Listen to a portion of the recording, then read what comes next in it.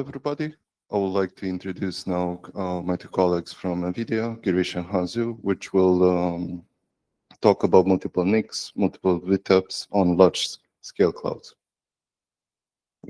Thanks, Arun. Good morning, everyone. My name is Girish, and with me, I have a Han. We're going to kind of talk today about how we extended OVN to add support for multiple encapsulation, Geneva encapsulation endpoint in a single OVN chassis. We're going to touch upon Oven Kubernetes changes, OVN changes, and also some of the considerations of what needs to be done on the host networking when you're using OVS kernel, OVS vSwitch in kernel mode, and OVS vSwitch in DPDK mode. So let's get started. And okay, so we are from NVIDIA, so my workloads would be all GPU based. So I'm going to touch upon two workloads, which is cloud gaming, and then as well as AI training and AI inference. So some of these workloads, they are very, they desire multiple interfaces to the pod, right? They need to have multiple interfaces because they want to run their network traffic on the respective interface. In the case of cloud gaming, the streaming, right? A gamer is playing a game, and then it's playing the game on the cloud, and the GPU frame has to be packaged in UDP and then sent out along the internet and then towards the remote console, right? Wherever he's playing the game, he or she is playing the game. So that streaming traffic is very sensitive to latency and jitter. And we also have another requirement for a gaming pod, which is we have around 2,000 titles, and each of the titles, we actually package it as a disk image. And for each title, we do optimal settings for a given generation of GPU. So if I'm a gamer, I log into my portal and then launch the game. We have something called click to launch. We want that game to be launched as fast as possible. So what we do is we mount this disk image off of the storage onto the game, onto the pod. And then these games are generally gigabytes of file size, right? You have to load it fast. So now on one hand, you have high throughput storage traffic, and on the other hand, you have low, traffic that's sensitive to latency and jitter. So you cannot possibly run them on the same VF or interface. That's why we need multiple interfaces to the pod. In the case of AI training and inference, when you have multi-node architecture, we want to keep the GPU as busy as possible. The yield on the GPU should be under 100%. We don't want GPU to be idle. So GPU has to be constantly fed with data model, the weights, so that it can take the input prompt and then generate the text you guys all very familiar with. So in the case of AI, it's keeping the GPU always busy, so the yield is 100%. So this is a logical view. So you have a game pod, which has 3 interfaces. So in NVIDIA, in all our cluster, the interface that we give to a pod is always a SROV virtual function. It's not your regular VF, it's a switch dev VF. So any traffic going through the VF is always offloaded, and not just TCP UDP traffic, even network services like NATing, load balancer, any of all those Kubernetes service, network services, everything is offloaded. So minimal interface to a pod is always a VF. No WET, no MAC VLAN, no IP VLAN. It's always a VF. So in here, you have a game pod with GPU on it. There are 3 interfaces. You have the app for reaching core DNS, API server, and whatnot. You have streaming to stream the frame off of the GPU onto the customer or a gamer who is playing off behind the internet, and then storage to kind of store, like mount the disk image onto the game pod. And there are 4 networks here, and each network has different characteristics. Storage has MTU of 9,000, the rest and all is 1,500. So that was a logical view, and this is a physical view, right? As you can see, for the game pod, all of the VFs is coming from the same NIC, and therefore you have one GTEP, okay, Geneva tunnel encapsulation point. And then in the case of storage, we give VFs from 2 interfaces. This is so that we have one storage pod serving hundreds and hundreds of game pod. So we want maximum throughput to the storage, so that when we mount the disk image for a gamers coming in, we have the maximum throughput.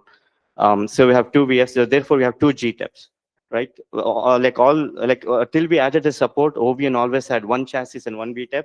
With this, we needed 2 GTEP for a given OVN chassis. And then in the case of a gateway, again, we have assigning VF from 2 different interfaces.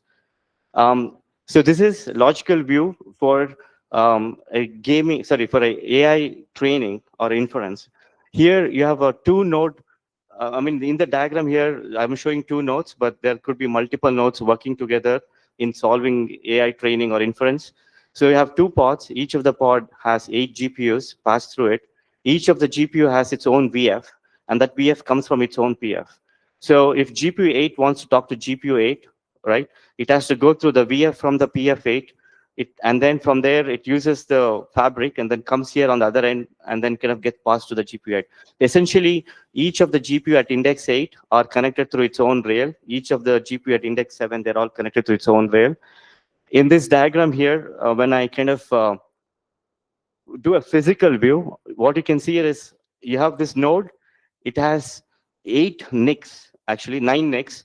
8 of these NICs is for east-west traffic. We call it as back-end traffic, and one for north-south, which is the front-end traffic. And then you can see that each of the PF is enslaved by a OVS bridge, and then on top of that is a GTAP. When this GP1 is sending packets to this GP1 to do some kind of an MPI collective, right? It's all matrix multiplication at the end of the day. When these two GPUs are trying to talk to each other, the packet from GP1 comes to VF1, and VF1 has to be wrapped in the encapsulation, GTAP1, and then goes to the fabric, comes here, it gets de-encapsulated, and then it goes to GP1 through VF1. So we have like at least 9 VTAPs here on a given node. So how did we kind of, I'm going to touch upon the Avan Kubernetes changes, OVN changes, and then as well as some consideration on the host networking, and Han will kind of deep dive into each of these settings. So on every Kubernetes node, we have an agent running. That agent takes a VF, adds it to the integration bridge, and then sets the iFace ID, right? That's where we do the physical port binding. Now, in addition to that iFace ID, we also have to say encap IP, what encap IP to be used. If for this VF2, right, when the packet comes out of the VF2, it should use this IP address, like outer header, right?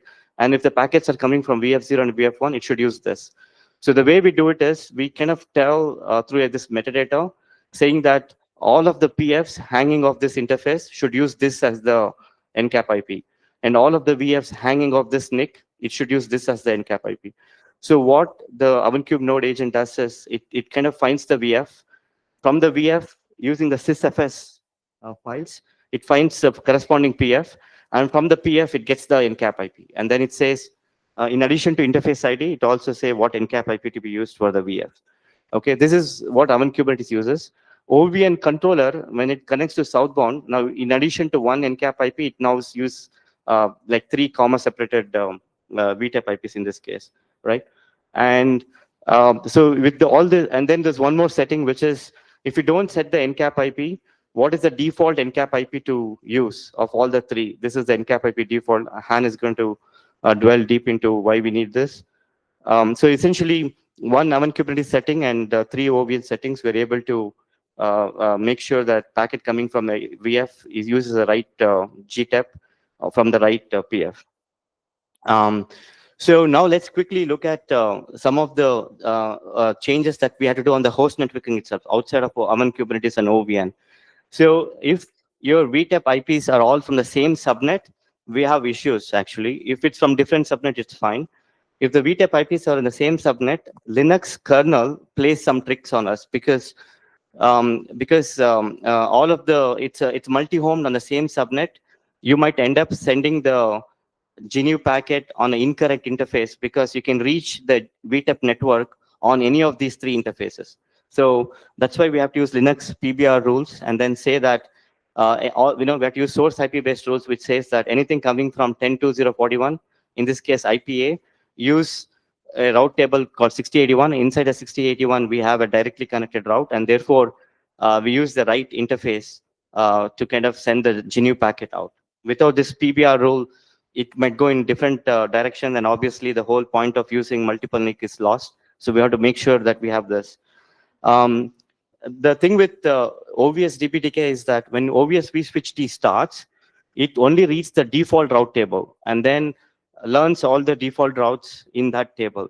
But it completely ignores the additional route tables that we added. Okay, that was one of the bugs in OVS DPTK. So what we did was immediately we use this workaround where immediately when OVS starts, we use this OVS apt command to add this routes to OVS vSwitch T, so that OVS vSwitch T in DPDK mode would know what exact routes to use. But very soon we realized obviously this hack would not work for a long time, so we kind of posted a patch upstream which got merged, which basically when OVS vSwitch T starts in DPDK mode, it not just learns the route from the default table, it also picks up other routes from the other routing tables. And I'm going to pass it to Han. Okay, thanks, Girish. So for OVN to work with multi-NIC, first thing to consider is tunnel creation. So for the list of IPs configured on each node, Open Controller will just populate this information to the southbound database, so that all the Open Controller will get this information for all the other nodes. With this information, the Open Controller will just create full mesh tunnel from all its local IPs to all the remote IPs. And the tunnel ID becomes more complex. Basically, it includes both remote IP and local IP. And this ID will be, in this format, will be stored in the local OVSDB for the port records, for the tunnel ports. Okay. Since each node will have multiple tunnels to every other node, how to select the tunnel?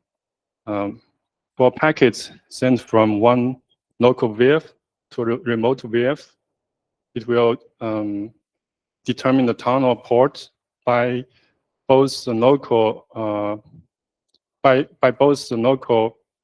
VIF's Encap IP configuration and the remote VIF's Encap IP configuration. Basically, this will determine both the source IP and the destination IP of the tunnel, which determines the tunnel port in the end.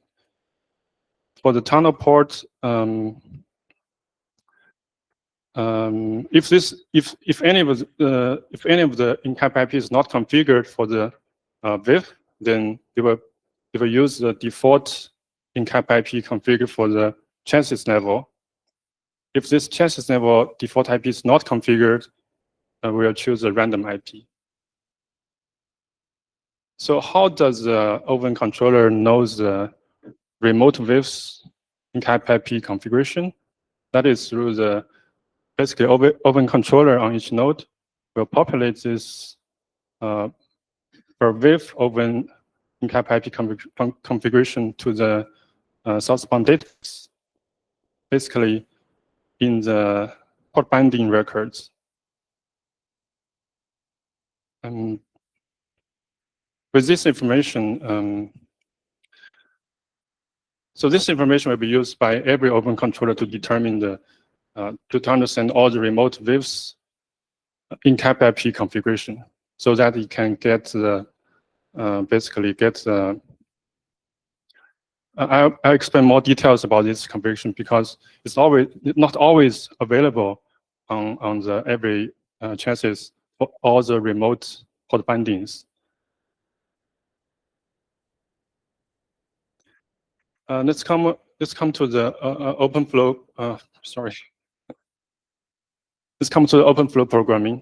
Basically, originally every Open Controller needs to configure the program the flows for every remote port binding, so that for every remote port binding, you will need to output to a tunnel port that is corresponding to the remote chassis of the port binding.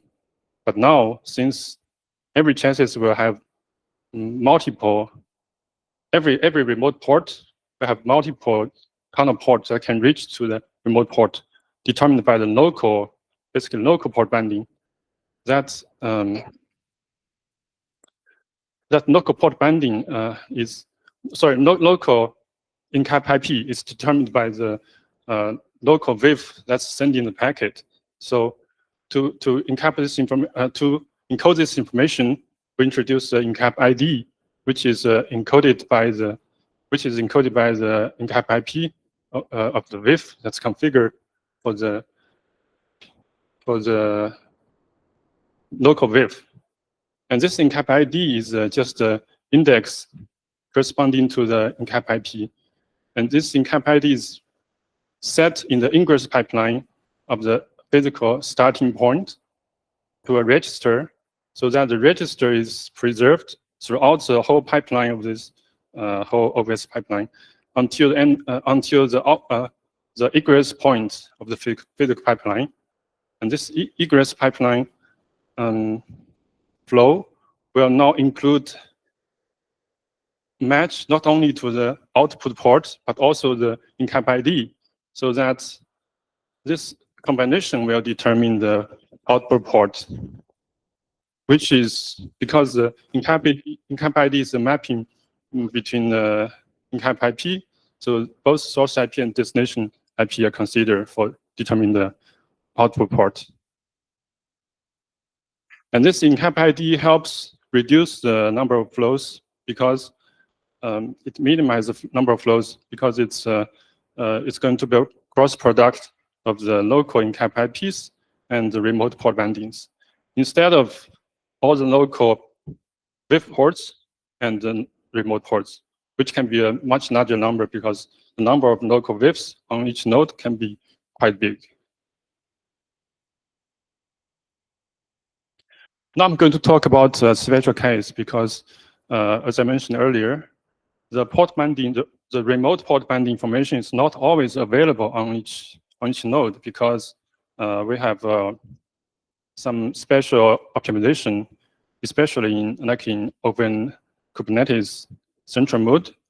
We have a concept called pin logic switch to node, so that each node doesn't have to understand all the remote port banding information and remote data path information, so that we can scale better. So basically, we were using this distributed gateway port concept with the DGP in the middle of logical data path from the source to the destination. The source side will never understand anything.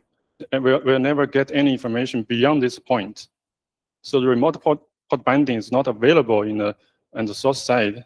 That means our approach, because the source open controller need to know the final destination to get the encap IP configuration in the sourcebound database for the final destination port to determine the actual destination IP that can be used for the tunnel. But now, since this information is not available, then this approach won't work. So in our typical gaming environment, we use approach. We avoid using the DGP for the secondary networks. Basically, we have a setting in the Open Kubernetes. It's called node skip pinned logic switch for networks. So we only keep the DGP for the default network, which still avoids the scale problem, but for the secondary NICs, which only exist in very few nodes. So we skip the DGP so that the multi-NIC connection can work. And the second special case for when the output is not the final destination is that in Open Kubernetes IC mode. So if it's layer 2 network in Open Kubernetes IC, it's simple. We can just program the encap IP in the remote transit switch port, so that the source side still can reach the final destination. But if it's layer 3, it's more complex because the final destination is not the transit switch port. It's going to be some web port beyond the notch router. In this case, if it's one-to-one mapping between the encap IP and the network, it can also be solved easily by just adding an encap IP in the southbound database for the remote port banding for the transit switch port. However, if there are multiple encap IP can be selected for even for a single network, it will be the most complex case. In this case, we'll have to still add the encap IP to the southbound database for the remote transit switch port, but we will need to create multiple such kind of ports. So for each port, we'll need to add some routes to tell, okay, to reach this WIF, you need to go through that transit switch port. To go to that WIF, you need to go to another transit switch port. So that information must be there. And there's some scale considerations. Basically, because we have so many interfaces, so many Encap IPs. In the example Girish just shared for the multi-node training, there are 8 NICs per node. So that means we'll have 64 times more tunnel ports in each node. If there are like 1,000 chassis, there can be 64K tunnel ports on each node, which adds some pressure for even vSwitch HD. And we had some discussions. Thanks to Inya, who shared some improvement ideas already. And also, we also need to adjust some scripts for the managing the ports.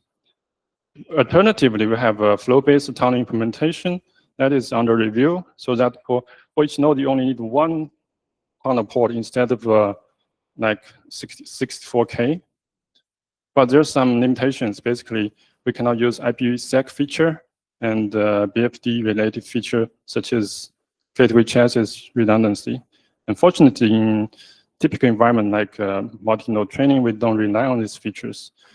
And finally, if it's like what Girish has described with a multi-rail training environment, that means each Encap IP only joins 1 rail. Basically, we have the design of a new concept called transport plane. So each NIC only joins 1 plane. That means we don't need to create a full mesh tunnel, but only basically it's like in this picture is 8 tunnels instead of 64 tunnels. This is something to be done. And this final slide. We have a new requirement basically there's some traffic internally inside the node between two WIFs that is reside on different NICs. In this case, since they are on the same chassis in OVN, the traffic always goes through basically from 1 import of OVS and output to another port without going through any tunnel. But this case cannot be hardware offloaded. So we have a requirement just to force such kind of traffic to the tunnel. And this is something also we're considering to implement. And this is all what we have. Thanks.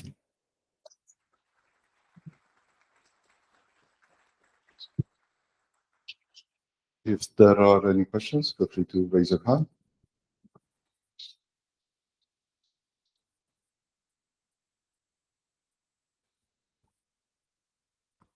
I had a question I had a few questions, but one of them is about the transport plane, I think you called it.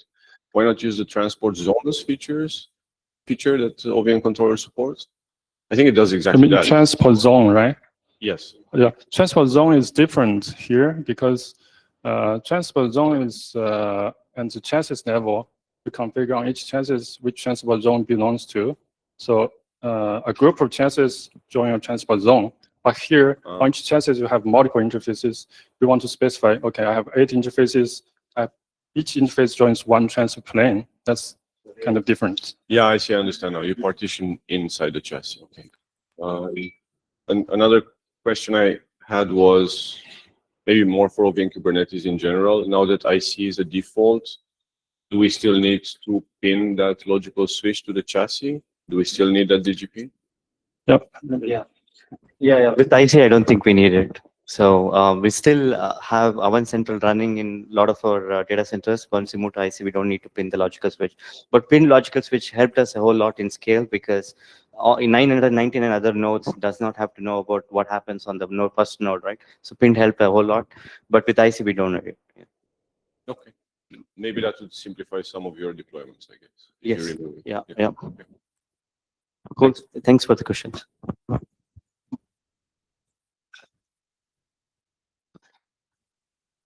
Not a question, but just a small clarification. The multi-table routing infrastructure for user space data path, it's not merged yet, but we're getting there. I see. I thought it was merged, but okay, thanks for correcting me. Just one question on the flow tunnels.